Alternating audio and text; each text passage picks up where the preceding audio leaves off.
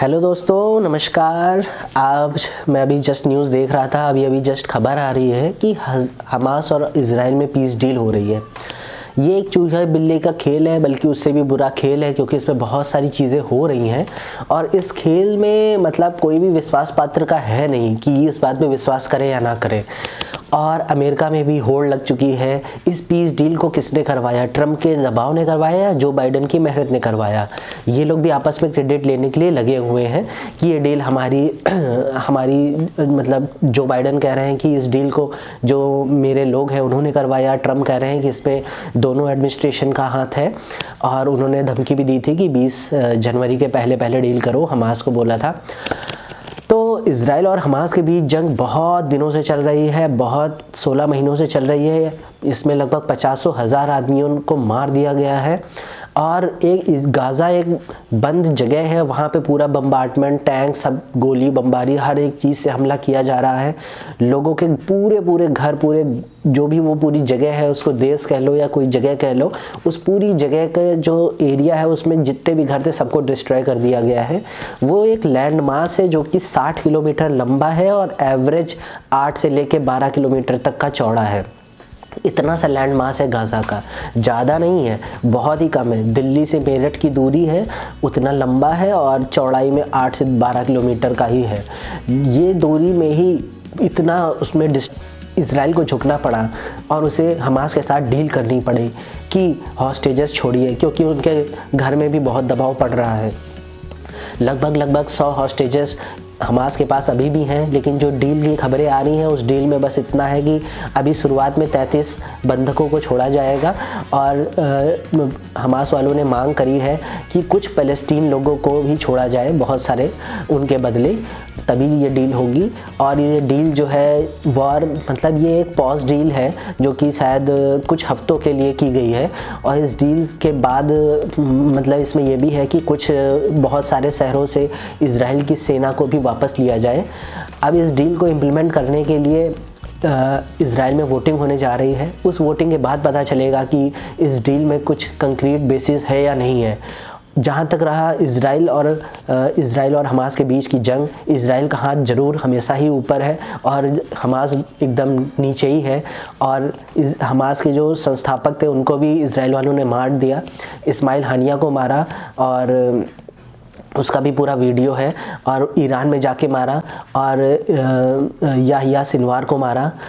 इन सारे ये जो उसके टॉप लीडर थे, जो संस्थापक थे, जो घूम रहे थे, जो जिम्मेदारी ले रहे थे 11 अक्टूबर के हमले की, उनको उन्होंने इज़राइल वालों ने सक्सेसफुली मार डाला। और उसके बाद पूरे जब इस समय इज़राइल का पूरा मकसद है कि हॉस्टेजेस को निकालना है और पूरे जो उन्होंने डिस्ट्रक्शन किया हुआ है उस डिस्ट्रक्शन को अब उनको मतलब जो उनके ऊपर इल्ज़ाम लग रहे हैं वॉर क्राइम के, उसको भी उन्हें देखना है। और यही सारी चीज़ पंगे हैं और इस युद्ध को लड़ते हुए 15 महीने हो गए हैं। इसीलिए कहा जाता है कि युद्ध अच्छा नहीं है, क्योंकि युद्ध जब शुरू करते हैं तब तो आपको लगता है, लेकिन युद्ध में हमारे पास अगर कोई प्रमाण नहीं है, एक कोई कंक्रीट स्टेप नहीं है कि ये हमें अचीव करना है, गोल अगर हमारे डिसाइडेड नहीं है, तो सेनाओं का मोटिवेशन भी ख़राब होता है, एफर्ट्स भी ख़राब होते हैं।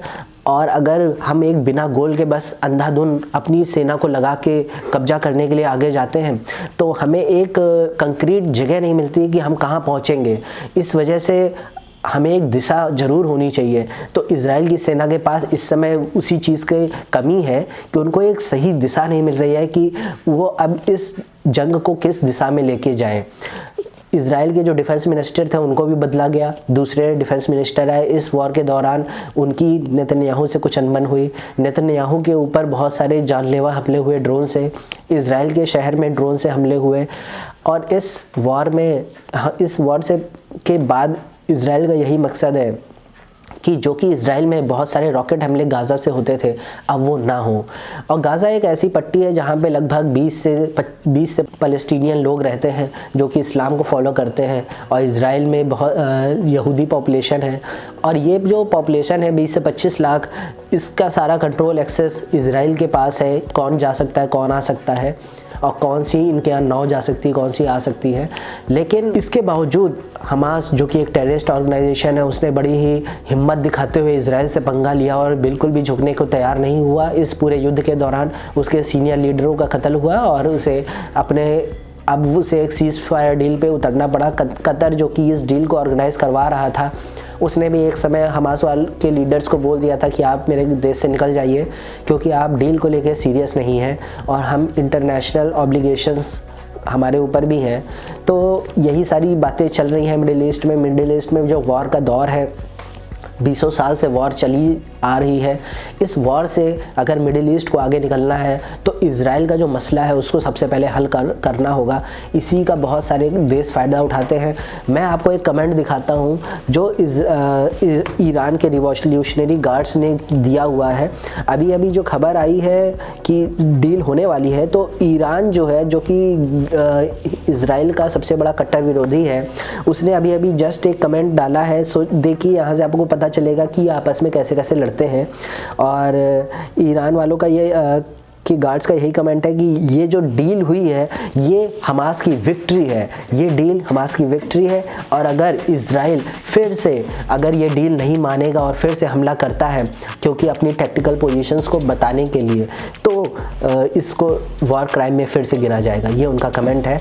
तो ये इनकी खींचतान हमेशा ही चलती रहेगी और मैं आपको अपडेट करता रहूँगा इन्हीं कहानियों के साथ। फिर से दोस्तों